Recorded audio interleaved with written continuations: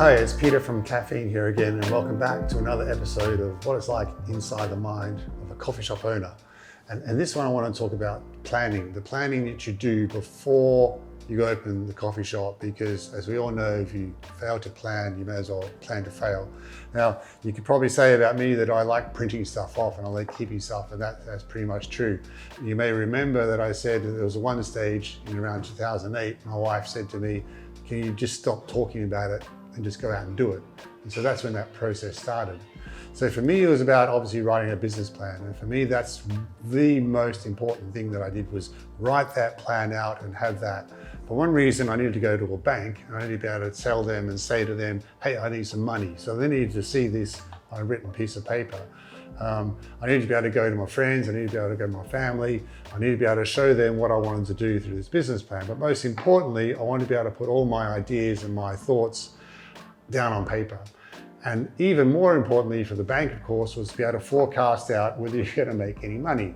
And I remember trying to work out, it's a big question, how many coffees do you make in a day?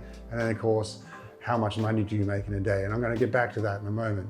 So basically I started, and I was working at the Marylebone Cricket Club at the time. And you may remember I said that, I would go in there and I would type it off in the morning and my boss would think I'm working really hard, but I'm really actually printing off all this stuff. So you got things like obviously, your business plan, renting a business premises, researching your market, all about the coffee. And this is 2008, don't forget. So, this is a very long time ago.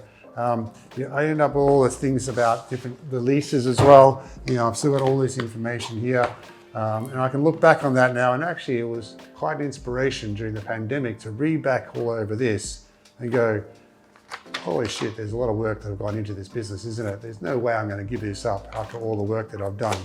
But that's some of the planning that you do, and it's really important. And then of course, in 2008, no one really knew what a specialty coffee shop was. There was only maybe 4 or 5 of them across in London. So if I'm going to the bank, I'm going to the architects, I'm going to the landlords, so I need to try and put across what I'm trying to achieve, what my vision was. So my wife, she works in packaging design. And so what she did was she basically created this mood folder.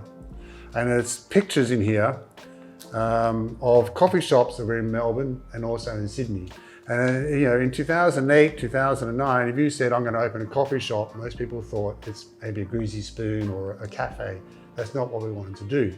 And so we put these pictures across. Like I said, we had the architects come in as well. And then eventually we found this location here on Great Titchfield Street. And I'm not sure if you can see, but that's what it used to look like. It was an old cafe that had closed down. And one of our very good friends, Tony, he also works, he's a designer in packaging design. And he computer generated this image for us and he said, I think this is what you can make your shop look like.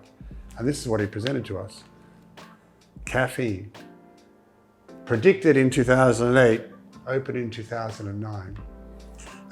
What we also did in probably around June or July of 2009 was we were living in a 1-bedroom flat in Hackney. And I invited 14 or 15 of our closest friends around to our flat. And I basically made all the food that I thought I'd be serving here. I played the music that I thought I'd be playing. I made them coffee in a French press with Monmouth coffee. And they basically did these feedback forms. And if you look really closely, you can even see the idea that we had for the Kaffeine logo at the time. If you remember, my wife works in packaging design in some of the best packaging design companies in the world. And she came up with the logo and the name. That's a story for another time. But yeah, planning, preparation, forethought, trying to work out what to do, how you're going to run your business, absolutely imperative if you want to be a success. I'll see you next time.